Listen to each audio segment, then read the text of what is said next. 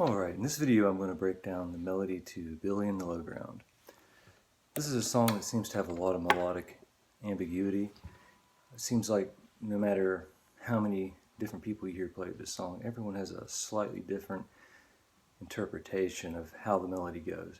The differences are usually kind of subtle, so there's no really, in my opinion, definitive right or wrong way to play it.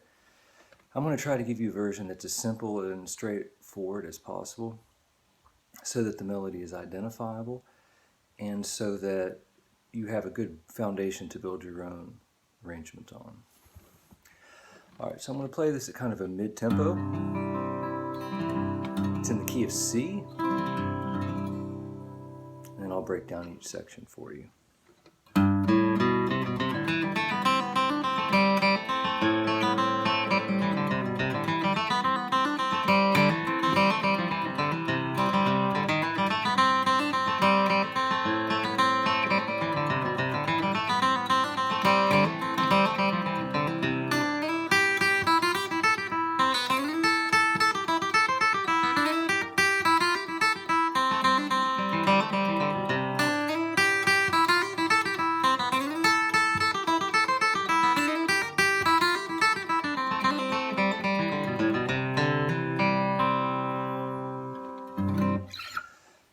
Alright, so that was pretty simple. Tried to play it without too many hammer-ons, pull-offs, slides, things like that. So, in the beginning, the first part just starts off with a couple pickup notes that I put in. Starting down here on your G note and walking up to the root note, which is the first beat of the first measure.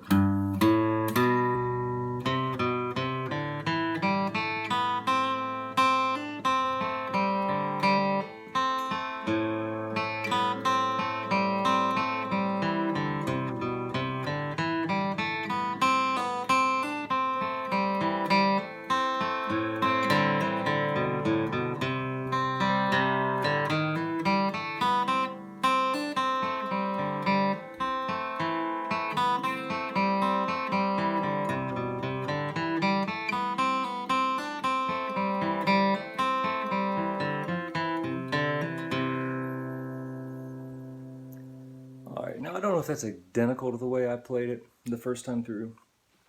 When you start to change tempos, hammer-ons, pull-offs, things like that, they just seem like they sort of crop up on their own. These are songs that I've played so much that every time through, I try to kind of play it a little bit differently every single time. But that's the basic melody. I hope that gives you a good idea of what we're going for. It seems like one of the key elements to the melody here is this rocking back and forth chromatically on the C note of going from a low octave to a high octave here, and then so you're going down here from this low C up to this next C an octave higher, and it seems like that's a big key part of capturing the spirit of the melody there.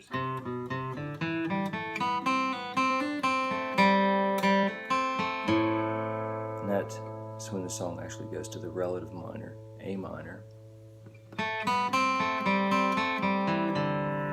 and back to C,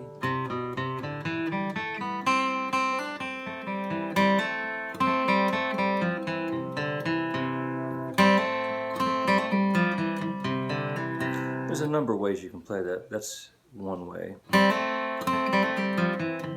Excuse me.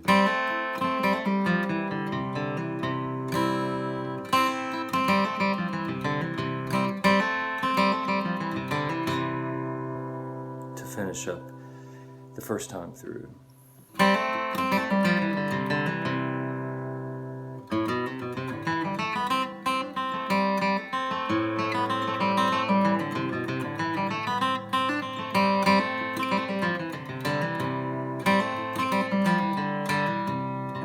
The more I think about that and play it slowly, the more difficult it becomes.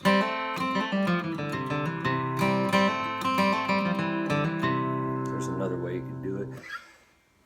The whole idea is it's got kind of a bounce to it.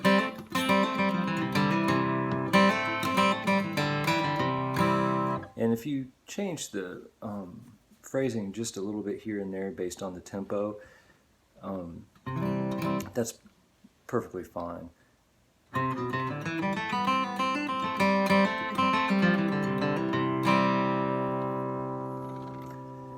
And when you get into the B section right there, normally where if I was, say, finishing the song, when I would hit the C, instead of going back down here and doing that, that's actually where I would do what amounts to a sort of a pickup note. It's a slide getting us into the B section. So I'm going to go ahead and get into that and show you how I would get into that.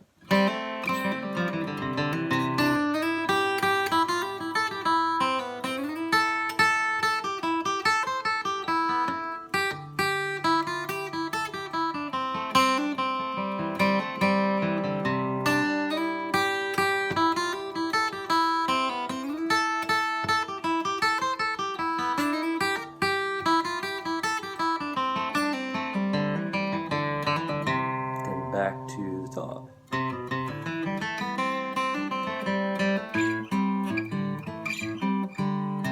There's a little variation there. I love doing syncopated stuff like that to catch the listener off guard.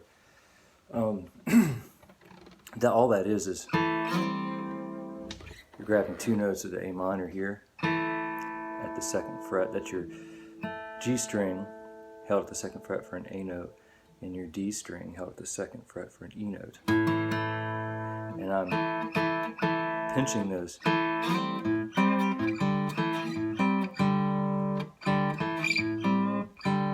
Sliding them up to the 5th fret there. Something like that is very simple, but it catches the listener off guard. And little things like that are what help keep your playing interesting, say if you're taking the 2nd or the 3rd break in a jam. That's more of a syncopated timing thing than it is about a complicated melodic phrase.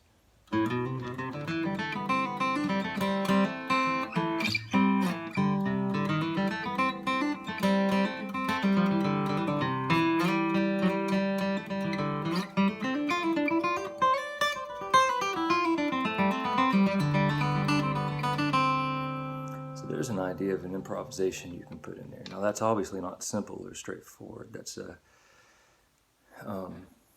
very sort of personal and unique way of playing it. That's something I would put in improvisationally. But just as sort of an added bonus, I'm going to show you what the underlying logic of that is. So you start off sliding up to a G note, just like you would on the treble strings here.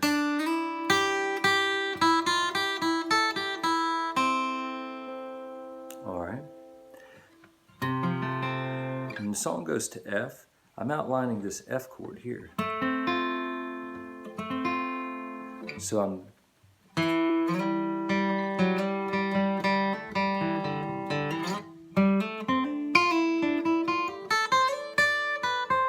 that's your C note there.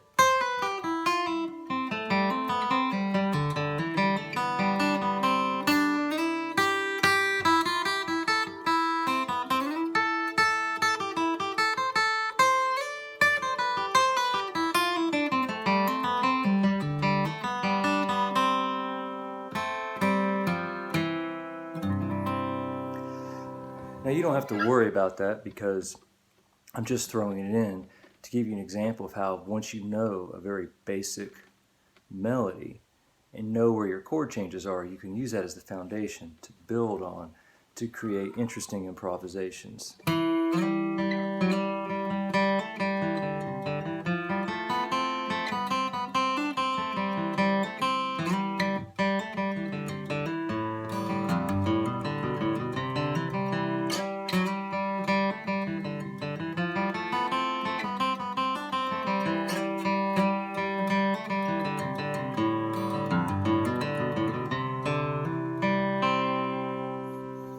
So that B part, I'm going to break that down very slowly for you, played in its simplest form so that you can hopefully see what I'm doing.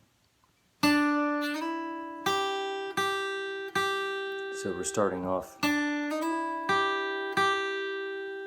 sliding up to that G note.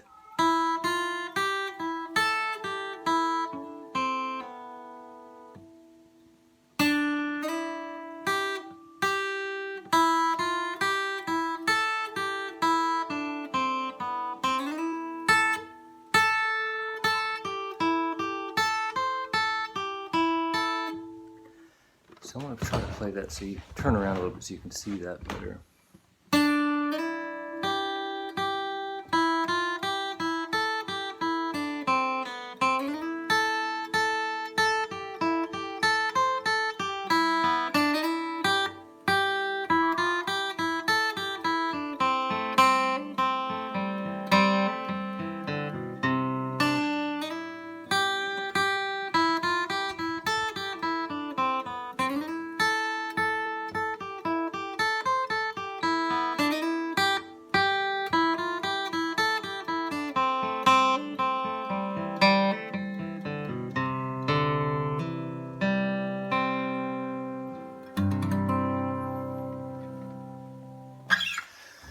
Alright, so I can see that I've already gone over 10 minutes. I'm going to go ahead and wrap this one up.